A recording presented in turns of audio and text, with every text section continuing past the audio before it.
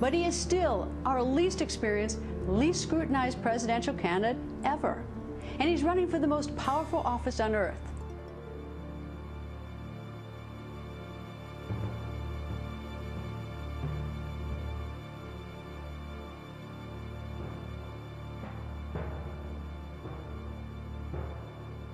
You have to put Obama in the context of the fact that we don't really know the guy. He's literally served in the Senate for 100 weeks before he left the Senate, in effect, stopped attending and ran for president. But the next man to take the oath of office will face arguably the most daunting array of challenges since Franklin Roosevelt in 1932.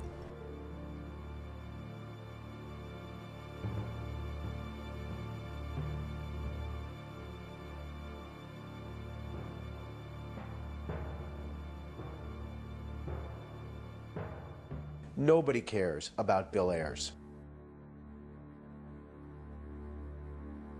It's sort of interesting that you say that, because I was on a plane and the man sitting next to me, I said to him, what matters to you in the campaign? And the first thing he brought up to me was Bill Ayers. All charges against Bill Ayers were dropped due to the government's procedural improprieties. Ayers' reaction? He mocked the system that let him walk. Free as a bird, guilty as hell. Isn't America a great country? Bill Ayers. That's Bill Ayers. That's the Bill Ayers I know.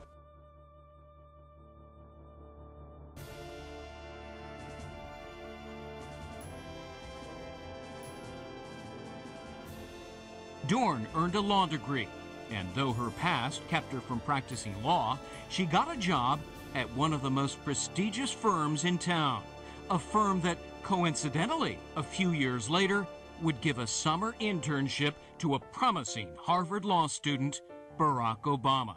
And that's where he enters the picture. Can you explain that relationship for the voters? This is a guy who lives in my neighborhood, who's a professor of English in Chicago, who I know and who I have not received some official endorsement from. He's not somebody who I exchange ideas from on a regular basis.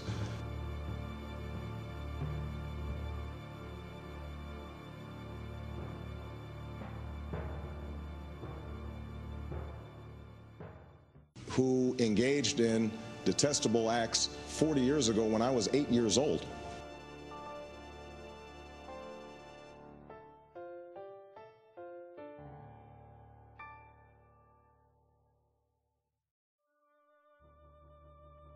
Obama expanded his explanation. Ultimately, I ended up learning about the fact that he had engaged in this reprehensible act 40 years ago, but I was 8 years old at the time, and I assumed that he had been rehabilitated. Stanley Curtis doesn't buy it. It is so hard to believe that Barack Obama would not have heard from all of Bill Ayers' friends and supporters at this foundation about what his history was.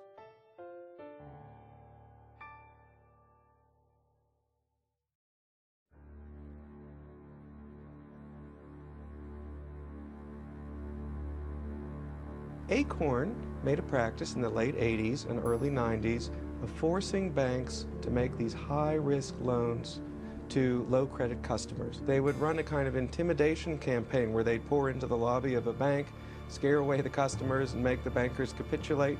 Acorn was the primary force in making banks accept riskier mortgage loans, say Kurtz and other critics, all in the name of affordable housing.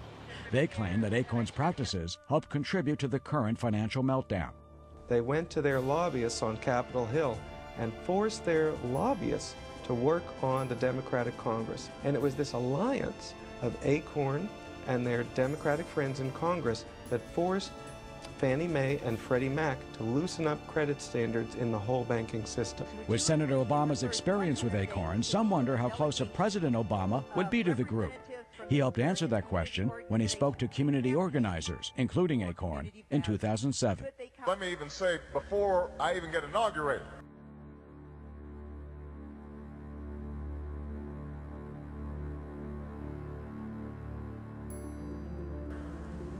during the transition, we're going to be calling all of you in to help us shape the agenda. We're going to be having meetings all across the country with community organizations so that you have input into the agenda for the next presidency of the United States of America.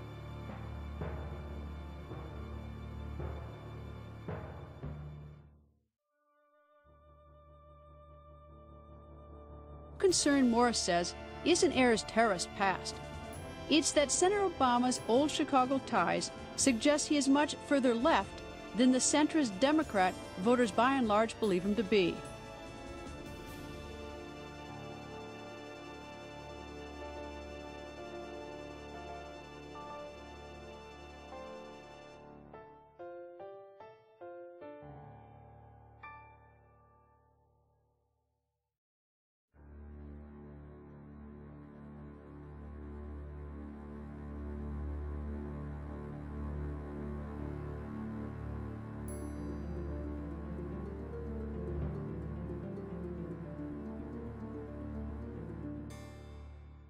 He has already sent government agents to intimidate American citizens who have said they don't agree with him and will not vote for him. What's she talking about there? She's talking about, in one instance at least, Jessica Hughes of Lufkin, Texas. She's a former Marine. She's a mother of 3. And Roger Hedgecock reported on this on WorldNet Daily. She was on the way home one day and answered her cell phone, and it was a volunteer for Obama asking if Jessica would support Obama for president. She said, no, I don't support him. She decided not to leave it there. She said, your guy's a socialist who voted 4 times in the state Senate to let little babies die in hospital closet. I think you should find something better to do with your time. And then she hung up. And the next day, a man and a woman in suits showed up at the door of her home, identifying themselves as members of the Secret Service. The Secret Service agents stated that the Obama campaign had complained of a death threat. They said that she had said, I will never support Obama and he will end up dead on a hospital floor. Well, Jessica's husband backed her up. He'd been in the car. But whether or not that got through to the Secret Service agents, we're not sure. Jessica replied the Obama volunteer was probably unhappy about what Jessica had said about her candidate, and the female agent then said, that's right, you were rude. Jessica wanted to know if rude was illegal now. The agents would not identify themselves by name, nor would they reveal the name of the Obama volunteer who had made the complaint and sent the Secret Service to see Jessica. So here are federal agents coming to see Jessica Hughes of Lufkin, Texas, and as she puts it, and I think she's right, the girl who called her originally on the phone doesn't have the pull to send Secret Service to my home. Someone high in the ranks of a campaign working for a man who may be the next president of the United States of America felt comfortable bringing the force of the federal government to bear on a private citizen on nothing but the word of a partisan volunteer.